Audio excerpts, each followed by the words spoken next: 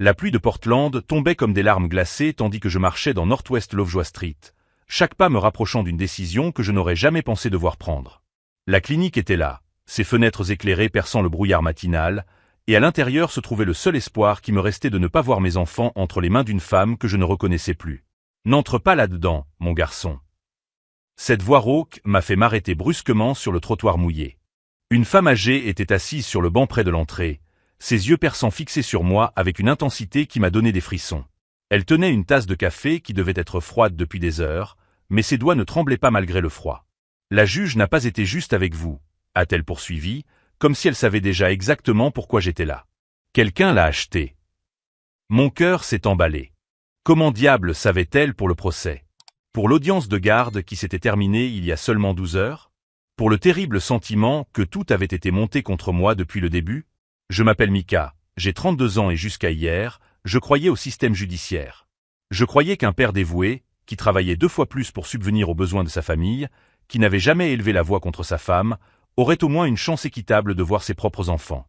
Mais lorsque je suis sorti de cette salle d'audience, le marteau de la juge Patricia Monroe résonnant encore dans mes oreilles, j'ai compris qu'il y avait quelque chose de profondément malsain dans toute cette mise en scène. La femme s'est levée lentement, sans jamais quitter mon regard. « Vous savez que j'ai raison », a-t-elle murmuré. « Vous l'avez vu dans ses yeux. La décision était déjà prise avant même que vous n'entriez dans cette salle. » Elle avait raison, et cela me terrifiait. Pendant toute l'audience, la juge Monroe m'avait à peine regardé. Ses questions à mon avocate étaient tranchantes, presque hostiles, tandis qu'elle traitait l'équipe juridique de Rebecca avec une déférence qui frôlait le surréel. Comme s'ils s'étaient déjà mis d'accord. « Qui êtes-vous » ai-je réussi à demander, mais lorsque j'ai cligné des yeux à nouveau, la femme avait déjà disparu entre les voitures garées, ne laissant derrière elle que l'écho de ses paroles et un froid qui ne venait pas du climat de Portland. Je suis resté là pendant de longues minutes, la pluie trempant ma veste, mon esprit passant en revue les souvenirs de l'audience. Rebecca était arrivée avec 3 avocats, tous vêtus de costumes qui coûtaient plus cher que mon salaire mensuel. Je n'avais que Jennifer Walsh, une avocate commis d'office surchargée qui semblait plus intéressée par la clôture rapide de l'affaire que par ma défense. Le pire, c'étaient les jumeaux. Mes enfants qui n'étaient même pas encore nés, mais dont l'avenir avait déjà été décidé par des personnes qui, je commençais à le soupçonner, ne se souciaient pas le moins du monde de leur bien-être. Rebecca avait complètement changé après avoir découvert sa grossesse. La femme affectueuse que j'avais connue s'était transformée en quelqu'un de froid, calculateur, obsédé par l'argent et le statut social. Maintenant, debout devant cette clinique, je comprenais qu'il y avait 2 choix. Accepter une défaite qui semblait manipulée depuis le début, ou commencer à poser les bonnes questions. Les questions qu'une femme mystérieuse venait de semer dans mon esprit. Je tournai le dos à la clinique et commençai à marcher vers ma voiture. Pour la première fois en 24 heures, je sentis autre chose que du désespoir couler dans mes veines. Je sentis de la détermination. Et si vous aimez cette histoire de lutte contre un système corrompu, n'oubliez pas de vous abonner à la chaîne. Car ce que j'allais découvrir dans les jours suivants au sujet de la juge Patricia Monroe et de ma propre femme allait non seulement changer ma vie, mais aussi révéler au grand jour un réseau de corruption dont personne n'avait soupçonné l'existence. L'audience de mise en détention avait eu lieu 24 heures plus tôt, mais je pouvais encore sentir l'odeur de cette salle. Du vieux papier, du désinfectant bon marché et quelque chose de plus subtil que je ne pouvais identifier que maintenant, l'odeur de la peur. Pas ma peur, mais celle de mon avocate, Jennifer Walsh, qui était entrée dans cette salle déjà vaincue. Rebecca est arrivée avec 15 minutes de retard, comme elle le faisait toujours lorsqu'elle voulait faire forte impression. Elle était accompagnée de 3 avocats, tous vêtus de costumes qui coûtaient plus cher que mes 2 mois de salaire de technicien en électronique. Elle portait une robe bleu marine conservatrice que je n'avais jamais vue auparavant, les cheveux attachés en un chignon qui criait « mère responsable », un maquillage discret qui cachait complètement la femme que je connaissais. La femme qui fumait 2 paquets par jour quand elle était stressée. La femme qui laissait la nourriture pourrir dans le réfrigérateur pendant des semaines. La femme qui m'avait crié dessus la semaine dernière parce que je lui avais demandé pourquoi elle avait besoin de 5 000 $ pour des frais médicaux, alors que son assurance couvrait tout. « Votre Excellence », a commencé Marcus Hartwell, l'avocat principal de Rebecca, ma cliente est profondément préoccupée par la stabilité financière et émotionnelle du père des jumeaux. La juge Patricia Monroe a acquiescé gravement, comme si elle écoutait une révélation choquante plutôt que des allégations creuses. Ses yeux ne se sont même pas tournés vers moi. C'était comme si je n'étais qu'un meuble de plus dans la pièce. Monsieur Mika a des antécédents professionnels instables, a poursuivi Hartwell, feuilletant des documents avec l'air de quelqu'un qui révélait des secrets d'État. Il a changé 4 fois d'emploi au cours des 2 dernières années. Jennifer aurait dû protester. Elle aurait dû expliquer que j'avais été promu 3 fois, changeant d'entreprise pour évoluer professionnellement. Que mon salaire avait doublé pendant cette période. Que j'avais des références impeccables de tous mes superviseurs. Au lieu de cela, elle a simplement noté quelque chose sur son bloc-notes, comme si elle faisait une liste de courses. De plus, a poursuivi Hartwell, il y a des rapports faisant état d'un comportement agressif lors de discussions sur les dépenses liées à la grossesse. Mon estomac s'est noué. Agressif était le mot que Rebecca utilisait lorsque je lui demandais pourquoi elle avait besoin d'une chambre entièrement rénovée pour des bébés qui n'étaient même pas encore nés, ou pourquoi ses consultations médicales coûtaient 3 fois plus cher que la normale alors que notre assurance maladie était excellente. La juge Monroe m'a finalement regardé, mais c'était un regard qui me faisait me sentir comme un accusé plutôt que comme un père luttant pour ses droits de visite. Monsieur Mika, a-t-elle dit, d'une voix empreinte d'une autorité qui semblait disproportionnée par rapport à la situation, comprenez-vous la gravité des allégations? Jennifer m'a touché le bras, un geste subtil me disant de ne pas trop répondre. Mon client nie catégoriquement tout comportement inapproprié, votre honneur. C'est un père dévoué qui travaille 2 emplois pour subvenir aux besoins de sa famille. Travailler trop peut être interprété comme de la négligence émotionnelle, a rétorqué Hartwell avec une rapidité qui suggérait que l'objection avait été anticipée. Et la juge acquiesça. Elle acquiesça comme si cette logique tordue était tout à fait sensée. C'est à ce moment-là que j'ai compris. Peu importait ce que je disais, les preuves que Jennifer présentait ou le nombre d'heures supplémentaires que j'avais effectuées pour payer les frais médicaux de Rebecca. La décision avait été prise avant même que nous entrions dans cette salle. Rebecca m'a regardé une seule fois pendant toute l'audience. C'était lorsque la juge annonçait qu'elle obtiendrait la garde principale des jumeaux à leur naissance. Ce n'était pas un regard de victoire ou de satisfaction. C'était un regard d'une froideur pure et calculatrice, comme si elle calculait la valeur de chaque geste. La garde principale signifiait que je verrais mes enfants un week-end sur 2. Cela signifiait que toutes les décisions importantes concernant leur vie seraient prises par une femme qui avait complètement changé depuis qu'elle avait découvert sa grossesse. Cela signifiait que je deviendrais un simple visiteur dans la vie de mes propres enfants. La décision est prise, a annoncé la juge Monroe en frappant le marteau avec une détermination qui a résonné dans la salle comme un coup de feu. Affaire suivante. Affaire suivante. Comme si les 18 prochaines années de ma vie et l'avenir de mes enfants n'étaient qu'un point de plus à son agenda. Je suis sorti de cette salle avec l'impression d'avoir été renversé par un camion. Jennifer a murmuré quelque chose à propos d'éventuels appels, mais sa voix semblait lointaine, sans conviction. Elle pensait déjà au prochain client, à la prochaine affaire perdue. Rebecca m'a croisé dans le couloir sans un mot. Ses avocats l'entouraient comme des gardes du corps protégeant une célébrité, tous chuchotant entre eux avec des expressions satisfaites. J'ai entendu des bribes de conversation, plus faciles que prévu, excellent travail, paiement vendredi. Paiement vendredi. Cette phrase m'a frappé comme un coup de poing dans l'estomac. Ce n'était pas la première fois que j'entendais quelque chose comme ça, mais cette fois-ci, le contexte m'a complètement arrêté au milieu du couloir animé du tribunal. Au cours des derniers mois, Rebecca avait fait 3 voyages à Seattle pour se détendre avec des amis. Des voyages qui coûtaient plus cher que notre budget mensuel total. Des voyages qui coïncidaient exactement avec les périodes où je faisais plus d'heures supplémentaires pour compenser ces frais médicaux spéciaux.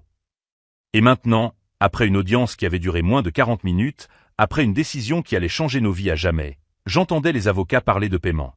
Je suis arrivé à mon appartement dans une sorte de transe.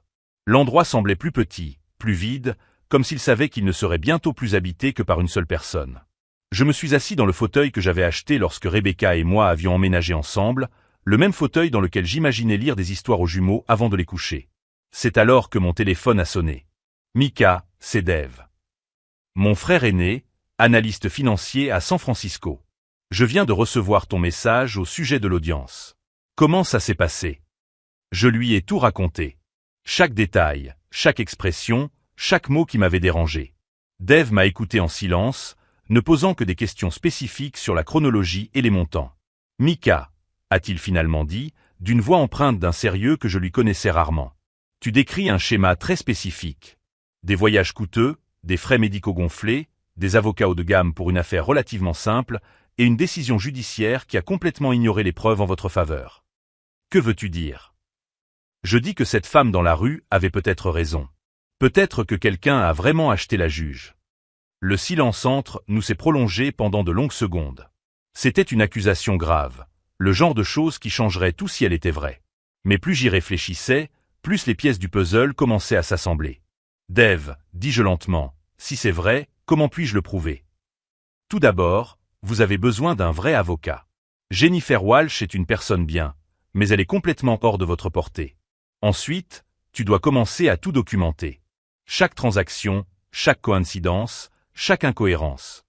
Après avoir accroché, je suis resté allongé à regarder le plafond de mon appartement, ressentant quelque chose que je n'avais pas ressenti depuis des mois, de l'espoir. Pas l'espoir passif que les choses s'améliorent comme par magie, mais l'espoir actif de quelqu'un qui avait enfin un plan. Rebecca et celui qui était derrière cette manipulation avaient commis une erreur fondamentale. Ils avaient sous-estimé un père déterminé à se battre pour ses propres enfants.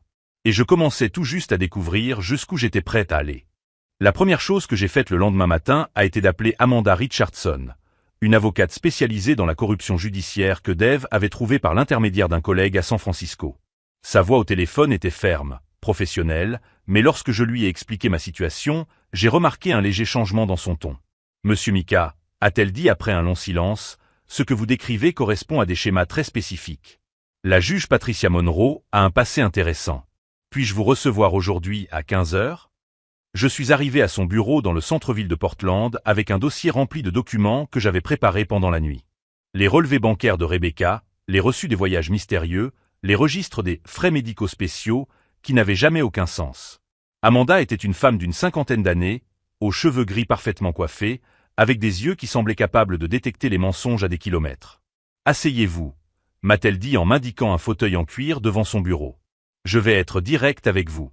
Au cours des 2 dernières années, j'ai reçu 4 consultations concernant la juge Monroe. Toutes concernaient des affaires de garde d'enfants où la partie la moins fortunée avait perdu de manière surprenante. Mon estomac s'est noué. D'autres personnes ont vécu la même chose que moi. Des cas similaires, oui. Des parents dévoués qui ont perdu la garde au profit d'anciens partenaires disposant d'avocats coûteux et de relations douteuses. Elle ouvrit un tiroir et en sortit un dossier fin. Le problème, c'est que la corruption judiciaire est extrêmement difficile à prouver. Les juges sont presque intouchables dans le système. Presque. Amanda sourit pour la première fois depuis mon arrivée. Presque. Il existe une enquêtrice privée qui travaille exclusivement sur des affaires de corruption. Ancienne agente du FBI, elle est spécialisée dans le suivi des pistes financières. Elle coûte cher, mais si quelqu'un peut trouver des preuves concrètes, c'est bien elle.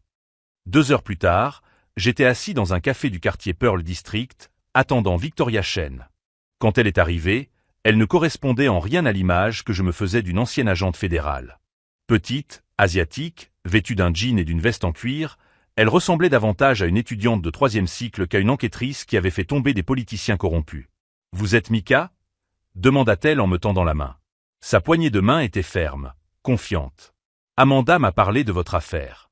La juge Monroe est intéressante. » « Intéressante comment ?» Victoria commanda un double café avant de répondre. Elle a acheté une maison à Bend l'année dernière. 350 000 $, payé comptant. Le salaire d'un juge ne permet pas ce genre d'achat, surtout quand on sait qu'elle a 2 enfants à l'université. Je sentis une décharge d'adrénaline couler dans mes veines. Vous enquêtiez déjà sur elle ? De manière informelle. Mon instinct me dit qu'il y a quelque chose de louche, mais j'ai besoin de plus de preuves. Votre affaire pourrait être la pièce manquante du puzzle. Elle se pencha en avant. Mais vous devez comprendre que cela ne sera ni rapide ni bon marché. Si elle est vraiment corrompue, les personnes derrière tout cela sont intelligentes et organisées. Combien cela coûterait-il ? 15 000 pour commencer. Plus, selon ce que nous trouverons. 15 000 $. C'était pratiquement toutes mes économies, l'argent que j'avais mis de côté pour l'avenir des jumeaux. Mais en regardant Victoria, en voyant la détermination dans ses yeux, j'ai compris que cela pourrait être ma seule chance réelle de prouver la vérité. Vous pouvez commencer dès aujourd'hui. Elle a souri. J'ai déjà commencé hier soir. Pendant que Victoria faisait jouer ses relations et ses sources, j'ai commencé à documenter tout ce qui concernait Rebecca d'une manière que je n'avais jamais faite auparavant. Chaque dépense étrange, chaque voyage mystérieux, chaque changement de comportement depuis qu'elle avait découvert sa grossesse. Le schéma qui se dessinait était encore plus troublant que je ne l'avais imaginé. Les voyages à Seattle n'étaient pas seulement pour se détendre avec des amis. J'ai découvert grâce à une ancienne carte de crédit qu'elle avait oublié d'annuler qu'elle séjournait au Four Seasons, faisait des achats de luxe et dînait dans des restaurants qui coûtaient plus cher que mon salaire hebdomadaire. Tout cela alors qu'elle me disait qu'elle devait économiser pour les bébés. Mais c'est lorsque j'ai trouvé son carnet que tout est devenu vraiment clair. Rebecca a toujours été organisée, obsédée par les listes et la planification. Le carnet était caché au fond d'un tiroir de la chambre, parmi de vieux documents universitaires. Les premières pages contenaient des notes normales sur la grossesse, rendez-vous médicaux, vitamines, symptômes.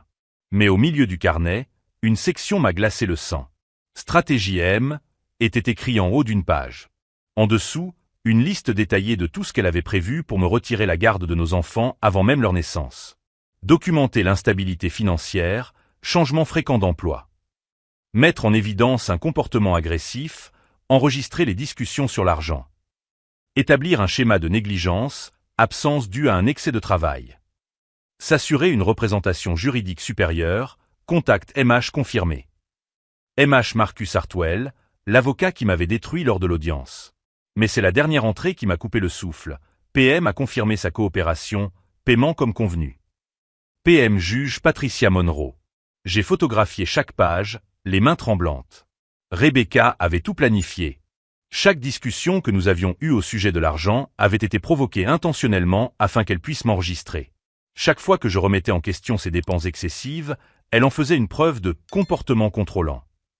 Mon dévouement au travail, qui avait toujours été destiné à subvenir aux besoins de notre famille, était présenté comme de la négligence. Et elle avait acheté une juge. À ce moment-là, assis sur le sol de notre chambre, regardant la preuve écrite de la trahison la plus calculée que j'ai jamais connue, quelque chose de fondamental a changé en moi. Ce n'était plus de la colère ou de la tristesse. C'était une clarté froide, cristalline, sur ce qui devait être fait. Rebecca avait transformé notre vie en une pièce de théâtre, dont j'étais le seul à ne pas savoir que je jouais un rôle. Elle avait utilisé ma grossesse, nos enfants qui n'étaient pas encore nés, comme des armes contre moi.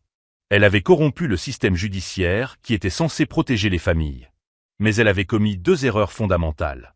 Premièrement, elle avait tout documenté, pensant que je ne trouverais jamais ses notes.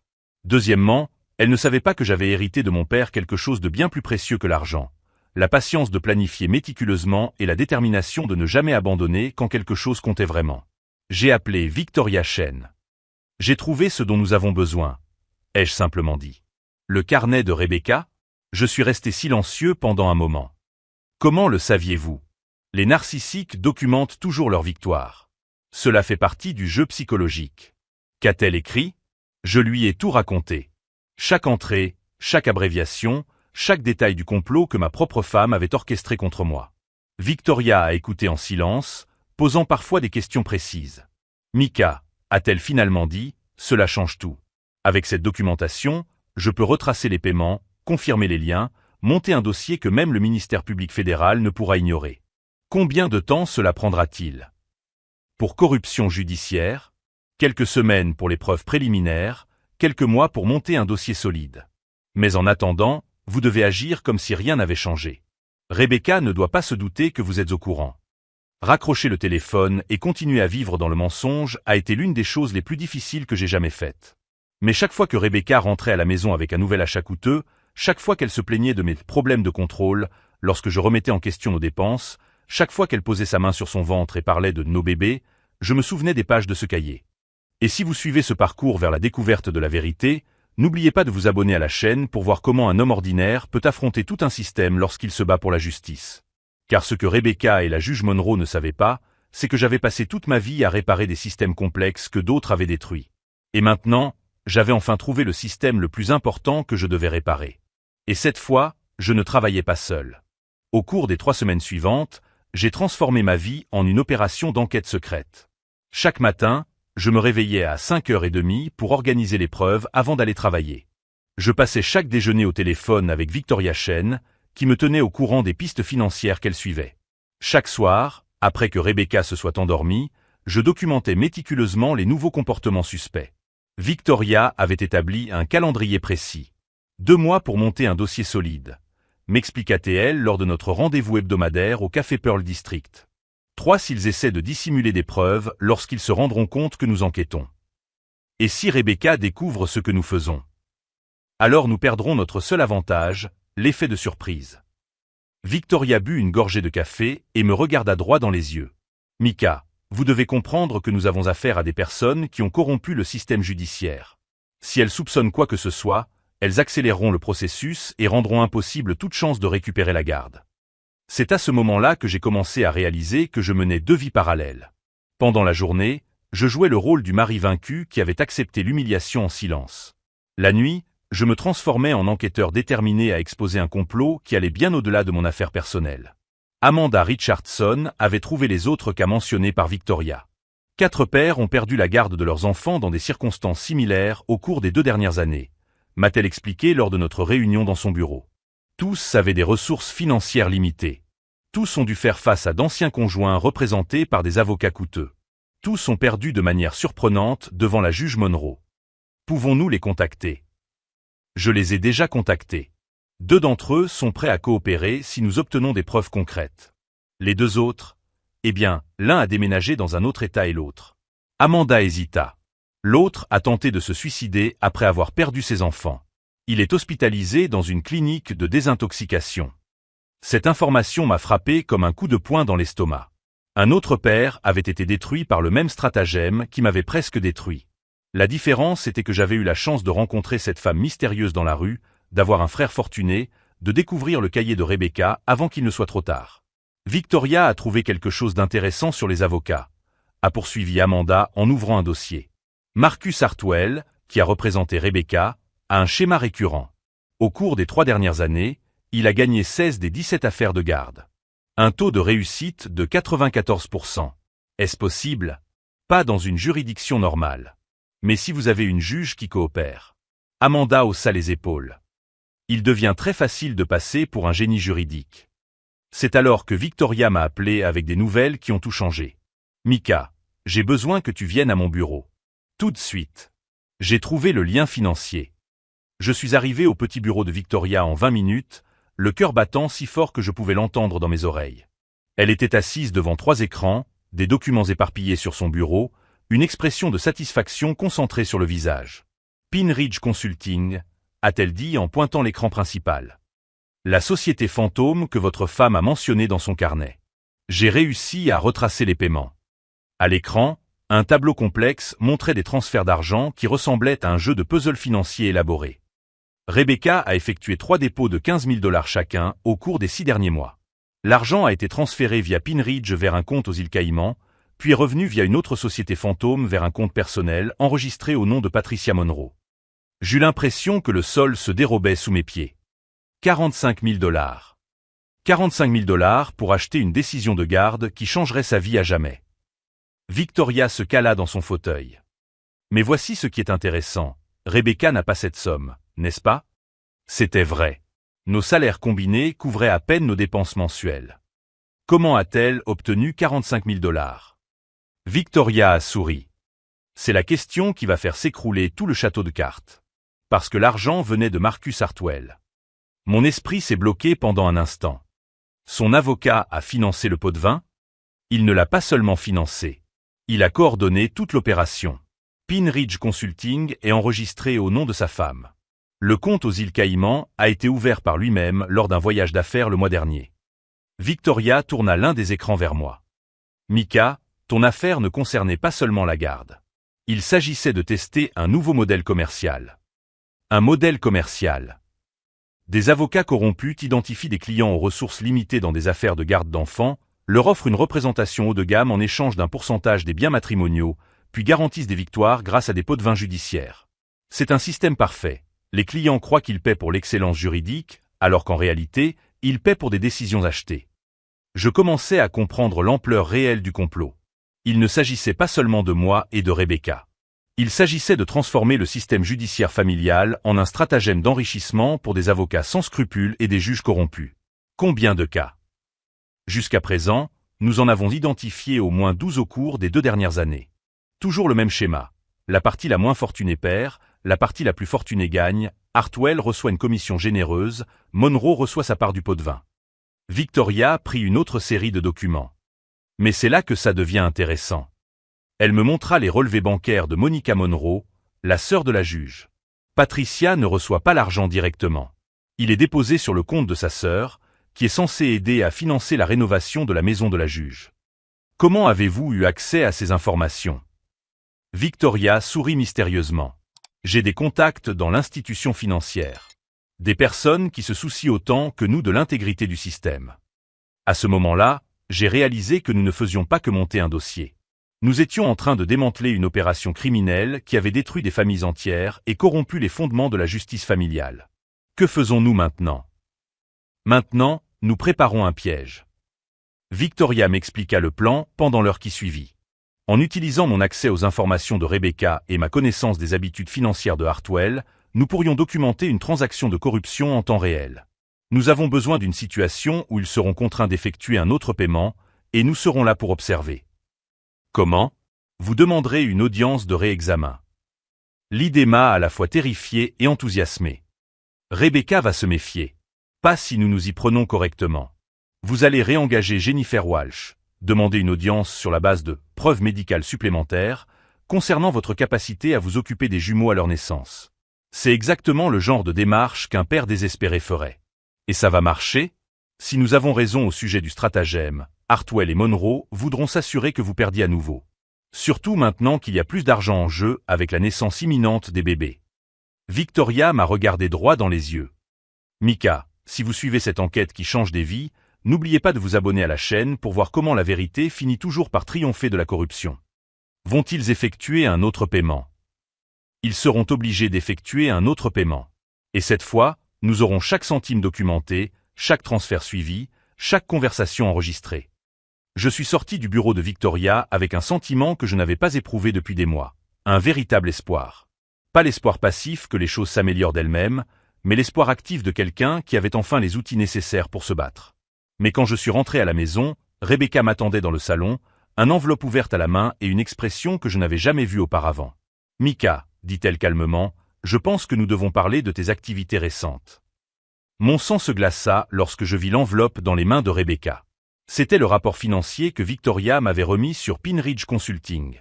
Celui que j'étais absolument certaine d'avoir caché dans la boîte à gants de ma voiture. « Où as-tu trouvé ça ?» ai-je demandé, en essayant de garder une voix calme tandis que mon esprit s'efforçait de comprendre comment elle avait pu y avoir accès. Rebecca a souri, mais ce n'était pas le sourire que je connaissais. C'était quelque chose de plus froid, de calculé, presque prédateur.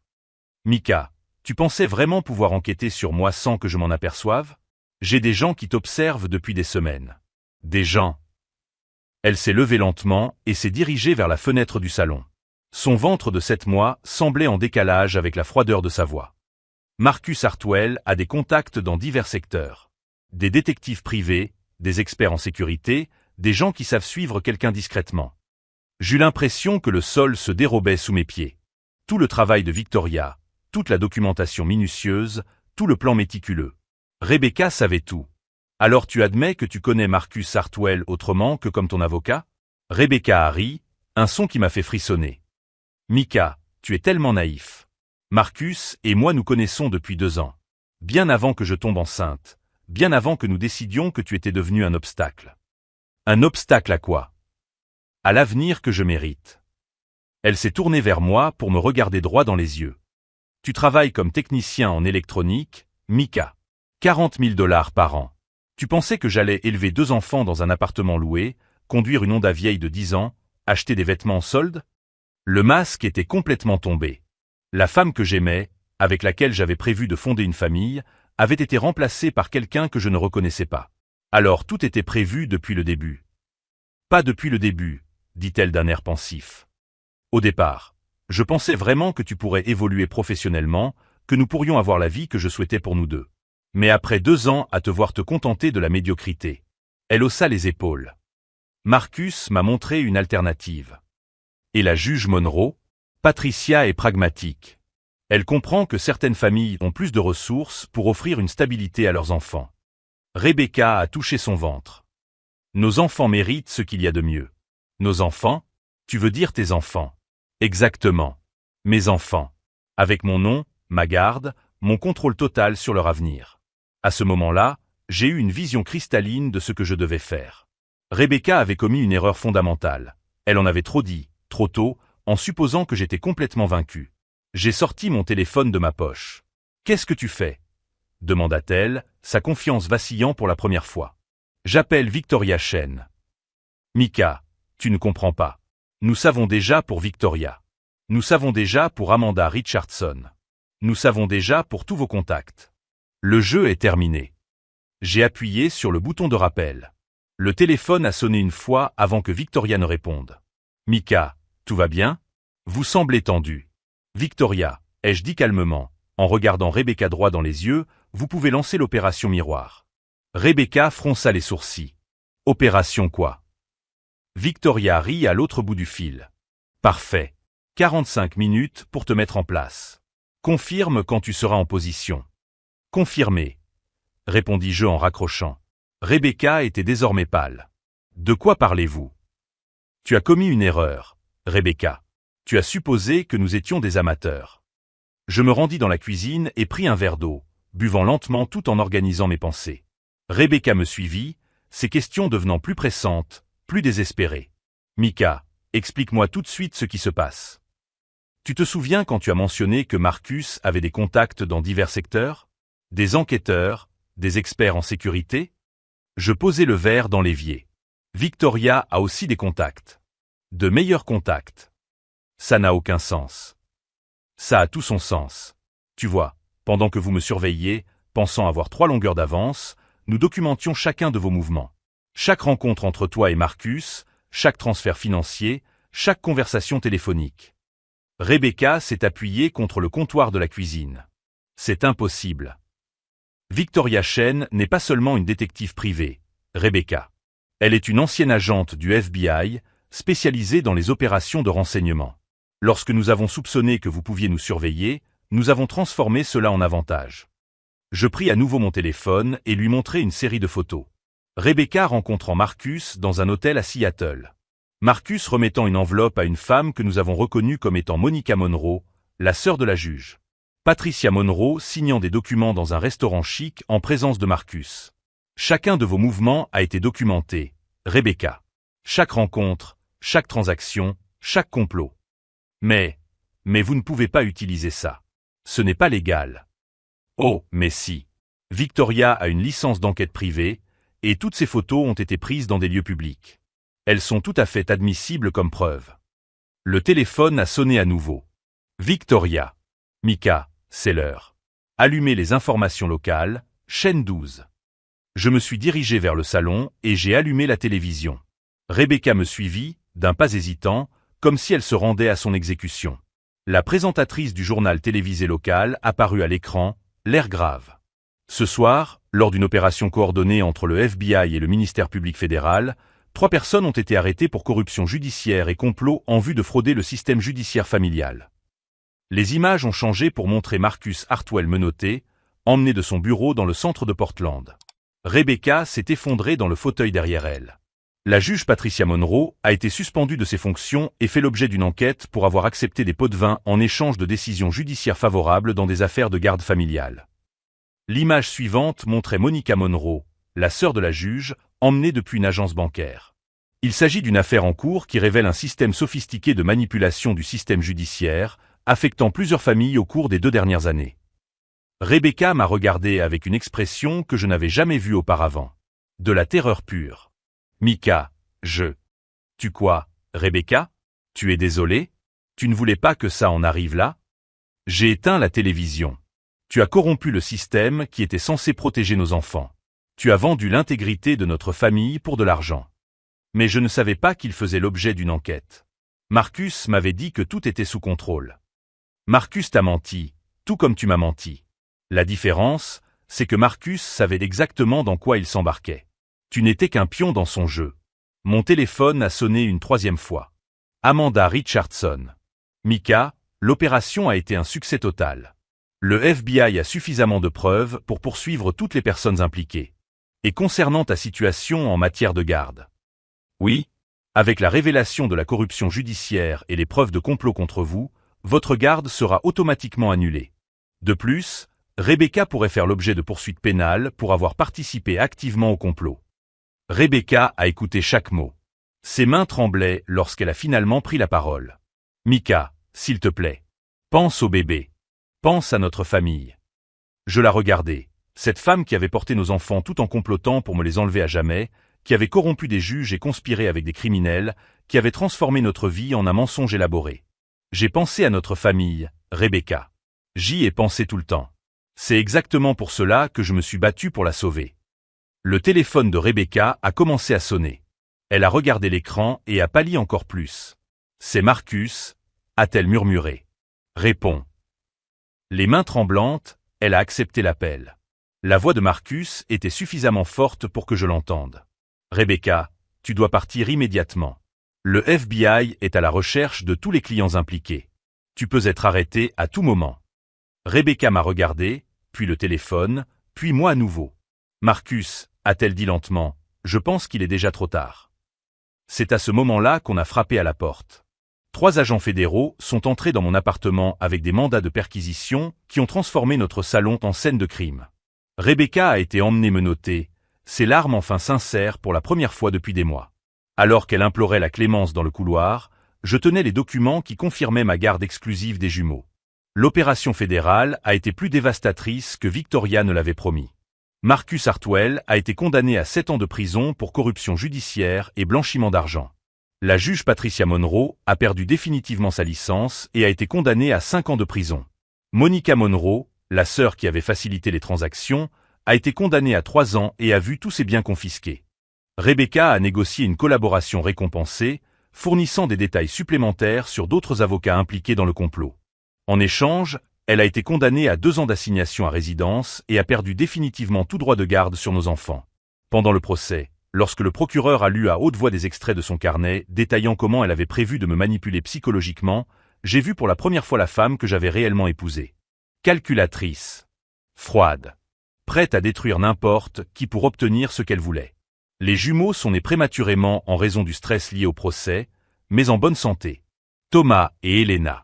Lorsque j'ai tenu mes enfants dans mes bras pour la première fois à l'hôpital, j'ai compris que toute la douleur, toute l'humiliation, toute la lutte en valait la peine. Ils ne connaîtraient jamais une mère qui ne les voyait que comme des pions dans un jeu de pouvoir. Victoria Chen a reçu une prime substantielle du FBI pour l'opération qui a permis de mettre au jour un réseau de corruption s'étendant sur 4 États. Vous avez sauvé de nombreuses familles, m'a-t-elle dit la dernière fois que nous nous sommes parlé. Le réseau était en pleine expansion. Si nous n'avions pas agi. Amanda Richardson m'a aidé à poursuivre Rebecca au civil pour préjudice moral et financier. La somme récupérée a non seulement couvert mes frais juridiques, mais a également permis de constituer un solide fonds d'éducation pour Thomas et Elena. La justice a de nombreux visages, m'a expliqué Amanda lorsque nous avons signé l'accord. Parfois, le plus important est le visage financier. Dave, mon frère, a déménagé à Portland pour m'aider à m'occuper des enfants pendant la première année. Je n'ai jamais douté que tu gagnerais, m'a-t-il dit alors que nous montions la chambre d'enfant que Rebecca avait commencé à décorer avec l'argent volé. Tu as toujours été trop têtu pour accepter l'injustice. 5 ans plus tard, je dirige ma propre société de conseil en sécurité électronique, spécialisée dans la détection des fraudes d'entreprise. L'ironie ne m'échappe pas. Mon expérience en tant que victime de manipulation m'a rendu particulièrement apte à protéger les autres. Thomas et Elena, aujourd'hui âgés de 5 ans, sont des enfants brillants, curieux, complètement étrangers au drame qui a précédé leur vie. Rebecca a purgé sa peine et a déménagé dans un autre État. Elle tente parfois de nous contacter par l'intermédiaire d'avocats, proposant toujours des compromis concernant les droits de visite. Mes réponses sont toujours les mêmes. Ces droits ont été légalement et définitivement révoqués. Les enfants savent qu'ils ont une mère biologique, mais pour eux, la famille signifie des personnes qui placent leur bien-être avant tout. La dernière fois que j'ai vu Marcus Hartwell, c'était lors d'une audience de libération conditionnelle qui lui a été refusée. Il semblait plus petit, brisé, complètement différent du prédateur juridique qui avait orchestré tant d'injustices. Lorsque nos regards se sont croisés, je n'ai vu qu'un homme qui avait tout perdu en pariant qu'il ne serait jamais découvert. Patricia Monroe travaille désormais comme secrétaire juridique dans une petite ville, gagnant en un mois ce qu'elle gagnait en une journée en tant que juge. Sa maison à Bend a été vendue aux enchères pour payer des amendes fédérales. Monica Monroe a déclaré faillite et vit dans un appartement subventionné. La leçon la plus importante que j'ai apprise ne concerne pas la vengeance ou la justice, mais la persévérance. Lorsque le système échoue, lorsque des personnes corrompues se croient intouchables, lorsque vous vous sentez complètement vaincu, la seule réponse est de refuser d'accepter la défaite. Il faut tout documenter, chercher de l'aide, construire des alliances et ne jamais, jamais abandonner lorsque vos enfants dépendent de vous. Aujourd'hui, lorsque Thomas demande pourquoi nous avons tant de photos de lui et d'Elena, mais aucune de toute la famille réunie, je lui explique que parfois les familles commencent de manière compliquée, mais que ce qui compte, c'est la façon dont elles grandissent. Et notre famille a grandi forte, honnête et unie. Si cette histoire de lutte contre un système corrompu vous a touché, N'oubliez pas de vous abonner à la chaîne pour découvrir d'autres histoires de personnes ordinaires confrontées à des injustices extraordinaires. Car au final, la vérité finit toujours par triompher. La femme mystérieuse qui m'a alerté sur la corruption n'est jamais réapparue. Je me demande parfois si elle était réelle ou si c'était simplement ma conscience qui me poussait à remettre en question ce qui semblait inévitable. Peu importe. Ces paroles ont sauvé ma famille et ont changé notre vie pour toujours. Et aujourd'hui, quand quelqu'un essaie de me convaincre que on ne peut rien faire contre les personnes puissantes, je souris simplement et je raconte l'histoire d'un technicien en électronique qui a démantelé tout un réseau de corruption judiciaire. Car parfois, la personne dont il se méfie le moins est justement celle qu'il devrait craindre.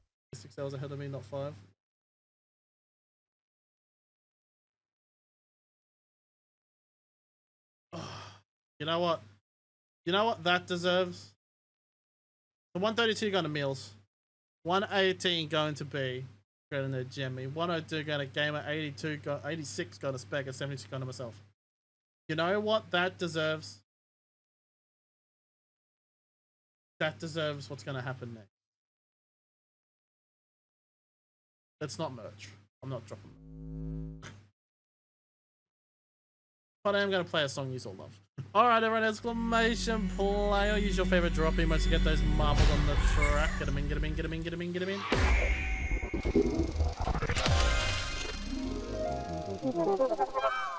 What's it say? Assy.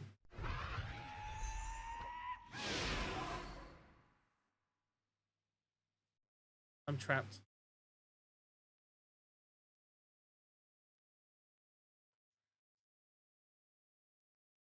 Oh, what the fuck? For anyone who has OCD, don't look at the screen. B, you got your Jemmy.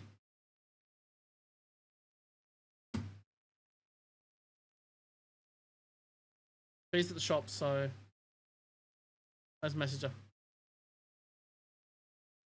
Why have I done this? I have no idea. Why isn't it censored? I have no idea. Unfollows and quits Twitch forever. At least keep me followed. It's too late, I was already looking. Alrighty, everyone, exclamation play. We got 69 seconds on the clock. Oh, this is such a fix. What the fuck? For the map creator, I just want to talk. The map creator's name is... I can't see it because of my things there. Ginny Winnie. That is the name of the creator. Ginny Winnie. I'm gonna send a strongly worded email. Lol. Alrighty, everyone, get those marbles on the track. Get them in, get them in, get them in, get them in. Where the fuck are the marbles? Oh, we're inside here. Oh, I was inside there. Ah, okay, I see what they're doing. Imagine, lol. Just nothing bad about it. I don't see anything bad about it. Alright, song time.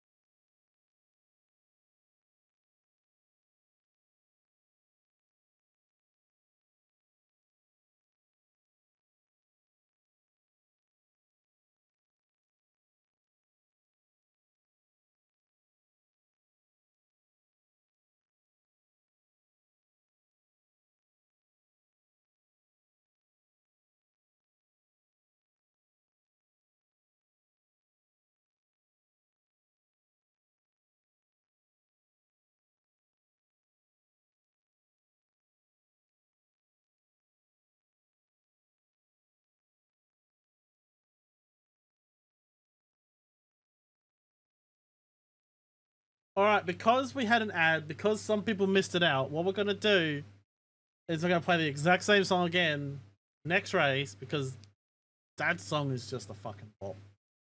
I fucking love that song. By the way, Duck, there, it's made in Suno.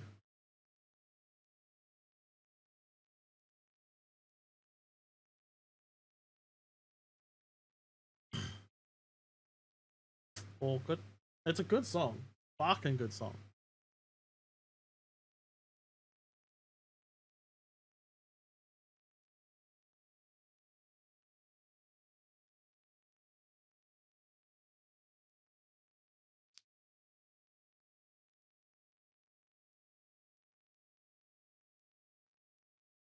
Oh no, everyone's dying.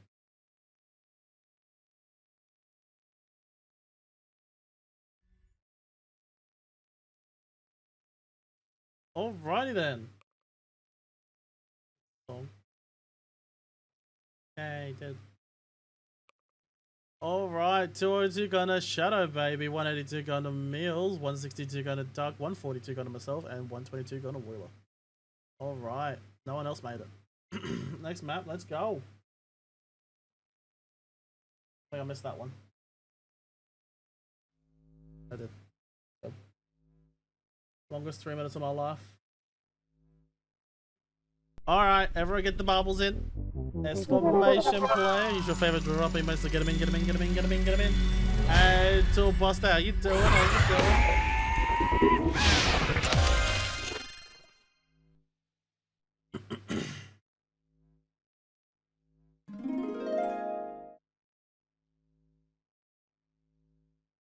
Good job. Nice, nice, nice, nice. Always like it when everyone's chilling.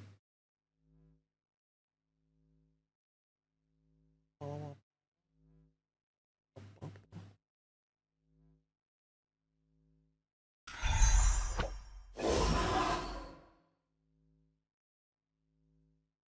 Alrighty, everybody. We need one more marble. Is there one more marble out there? Just one. Oh, this map. Oh, wait, we got up there? Oh, wait, is this a giant pinball machine?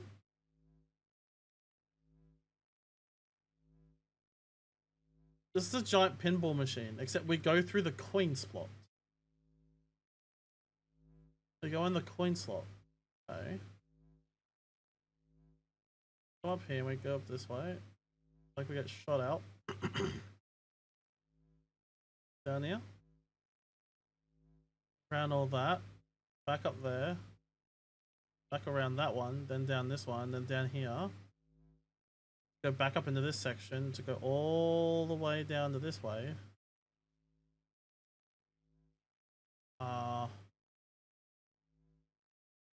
Oh wait, we jump up there and into this dish. We come around to this cannon. And if this cannon is positioned correctly, yep, straight up to the finish line. It's a long one. It is a long one. 4 minutes for the world record. Oh, look at that. Marbles, bimble, that's all. Look at the little shark warrior. Oh, that is awesome. That is...